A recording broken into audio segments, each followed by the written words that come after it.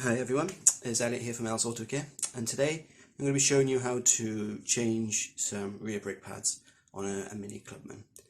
This particular one has some expensive electrical handbrake calipers on the rear. So if you're not 100% sure what you're doing now, watch the video to the end because I'll show you exactly how to do it. But if at the end of the video you're not 100% sure, you're not very confident with what you're doing, either follow me on my other social media, I'll leave a link in the description below, and we can talk through it. Any issues that you got, just let me know, or consult another professional, because they are quite expensive and you don't want to have to spend out when you don't need to. There's a certain procedure to go through to make sure that your handbrake works properly afterwards, so watch to the end of the video and you'll be able to see exactly what you're doing. Thanks guys, let's go take a look. Okay, first thing I'm going to do is disconnect this brake wear sensor. So pop it out there from the lead nipple, and then we're going to go up to the top by the shock absorber on top of the hub, and we're going to disconnect it up here too. So there's one here just off of, it's a clip just off of shot, and then there's another one if you just follow the wire up to all the clips and pop them all out. We're replacing this wire so it doesn't really matter how rough you are, just don't break the clips, just pull them out. Up here is a connector. Just pull back the wheel arch a little bit, and there it is. On here is a little tab. If you press the tab and just pull the other end of the sensor out, like that. See, a little tab there, just squeeze it down and then pull.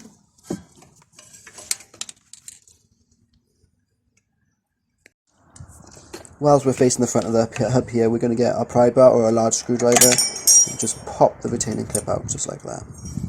Let's move to the back and undo the bolts. I'm going to use the pry bar just to flick the dust covers off the back of these bolts. You can use a screwdriver or you just use a pair of pliers to flick it off. Then we're going to use that top one's missing. We're going to use a size 7 Allen key.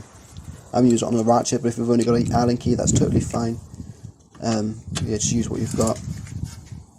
So I'm going to use it, just crack these off, and we'll be able to pull the caliper all the way off then.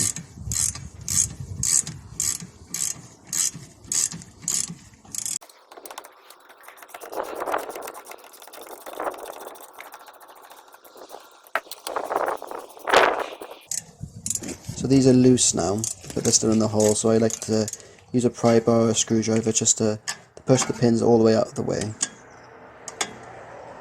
Do the same on the bottom.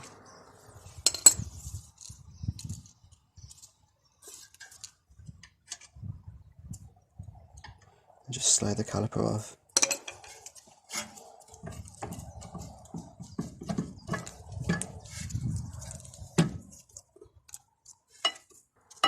These pads are basically falling out, but yeah, you have to remove these. Yours might need a little bit of extra force, but there we are.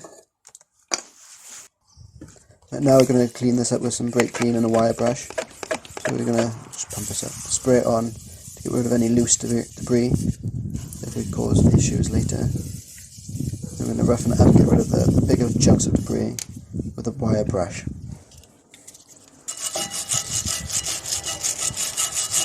You can see that just evaporates. You don't have to worry too much about it.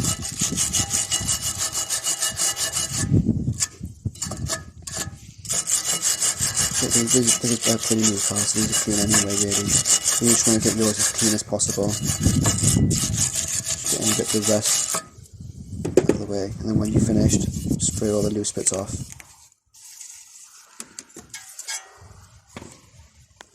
Okay, now it's your time to wind the piston back in, but I forgot to hit the record button, so you're going to need one of these brake wind back tools that goes in, and it sits inside the grooves, inside the piston. I'll put a universal one in the description for you, because all you have to do is just line it up there and twist it back in. Remember now these got expensive motors on the back of these calipers, so you want to be a bit gentle here. If you're unsure, leave it.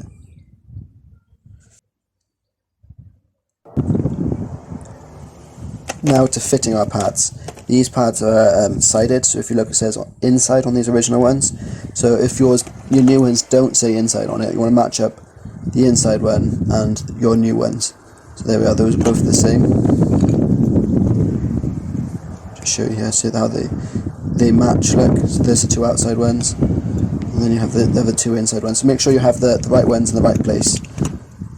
Then we're going to put a bit of metal-free brake grease or brake lube.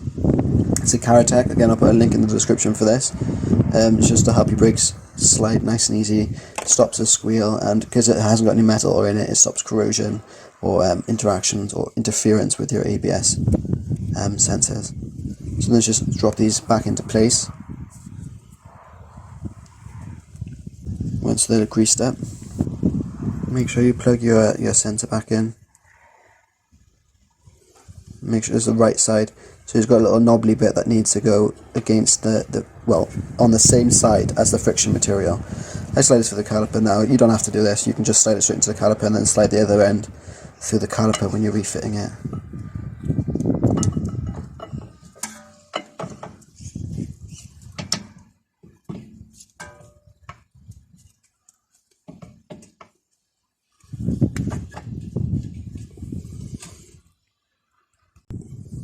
Now that your caliper is back on there, what we're going to do is just tighten it back down with the Allen key again.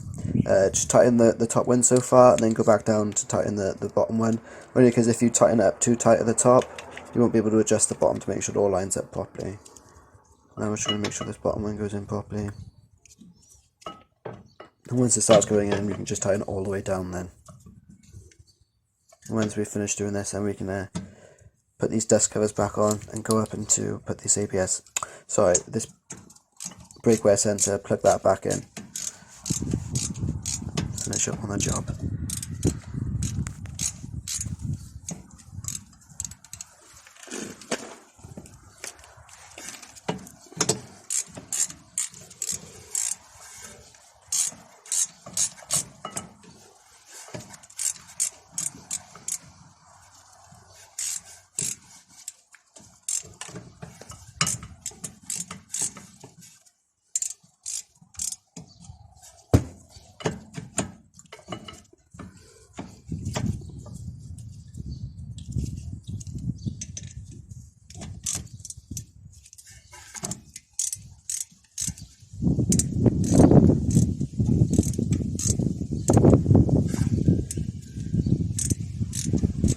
Now what we're going to do, the angle isn't very great here, but we're going to pop this retaining clip back in, just line up all the grooves, the little clips on it, we want to line them up, slot them into place.